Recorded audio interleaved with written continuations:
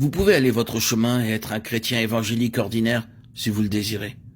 Vous n'êtes pas obligé d'aller plus loin avec le Seigneur. Mais vous risquez de manquer quelque chose de grand si vous lui dites non. Viendra le temps où, en regardant en arrière, vous direz « Je suis passé à côté de ce que Dieu voulait de meilleur pour moi. » Mais je ne veux pas effrayer ni efforcer qui que ce soit. Nous sommes ici juste pour partager ce que Dieu nous a montré concernant la grande plénitude de son dessein. Nous effleurons seulement l'immensité de cette plénitude. Mais compte tenu de ce qu'il a montré, nous devons en parler. Il doit le montrer. Toi, fils de l'homme, montre ce temple à la maison d'Israël, qu'il en mesure le plan, qu'ils rougissent. S'ils rougissent, fais-leur connaître. Ézéchiel 43:10. Qui sont ces ils? Cela concerne ceux à qui cela a été montré.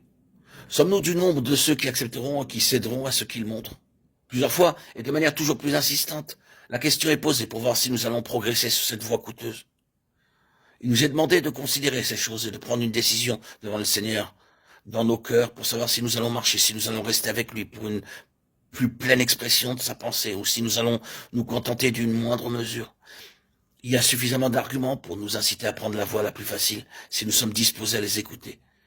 Car beaucoup d'autres chrétiens prennent un sentier plus facile et Dieu les utilise et les bénit. Qu'est-il donc demandé de plus? Tout ce que je dis,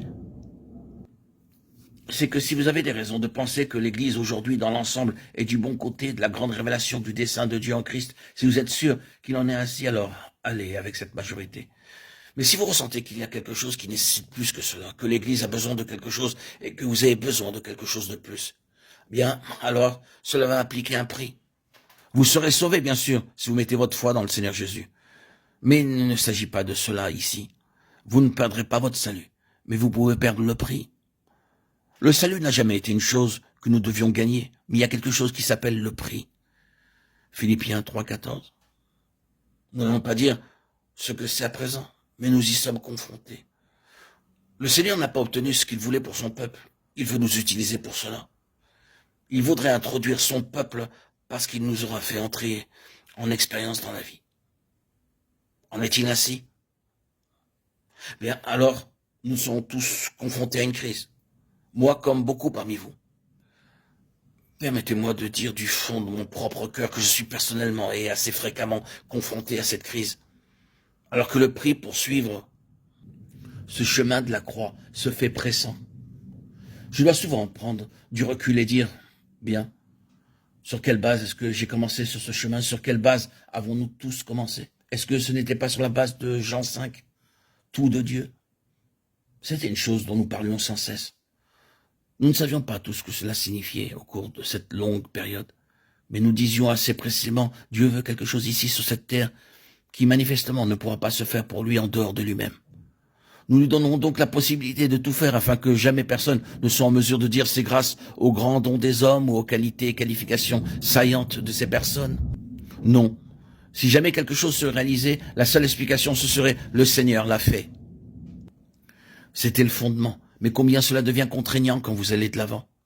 C'est un défi tout le long du chemin, et cela se manifeste dans chaque nouvelle situation, dans chaque nouvelle phase de votre progression. Êtes-vous toujours prêt à demeurer sur la seule base qui est le Seigneur? Si le Seigneur n'entre pas dans cette chose d'une manière toute nouvelle, vous êtes fini. Il est Seigneur. Êtes-vous préparé pour cela? Il y a un mystère à ce propos, le mystère de l'Évangile. Ce n'est pas une affaire de terminologie, c'est là où beaucoup ont fait erreur. Ils pensent que ce mystère, c'est une affaire de phraséologie et de vérité objective. Ils disent, c'est la vérité de l'Église et tout ce genre de choses. Oh frère, bien-aimé, que Dieu nous garde de cette erreur. Ce ministère ne peut pas s'accomplir en se nourrissant de terminologie. Il y a un mystère dans tout cela. C'est le mystère de la révélation, de quelque chose de profond, que vous ne pouvez pas expliquer en compilant des commentaires et en recueillant toutes les données sur le sujet pour pouvoir ensuite les divulguer. Ce n'est pas cela, ça ne marche pas. Il peut y avoir la même phraséologie, les mêmes idées, mais cela ne produit pas les mêmes résultats. Vous ne pouvez pas expliquer le mystère de ce qui est de Dieu. C'est un secret caché, profond, issu de Dieu lui-même. C'est un immense défi. Je dis encore que c'est un chemin très coûteux et Nous devons pouvoir dire, et si nécessaire, le redire encore et encore. Je ne veux avoir aucune autre alternative. Je dois marcher avec Dieu, quoi qu'il en coûte. Que le Seigneur nous aide à nous maintenir sur cette position.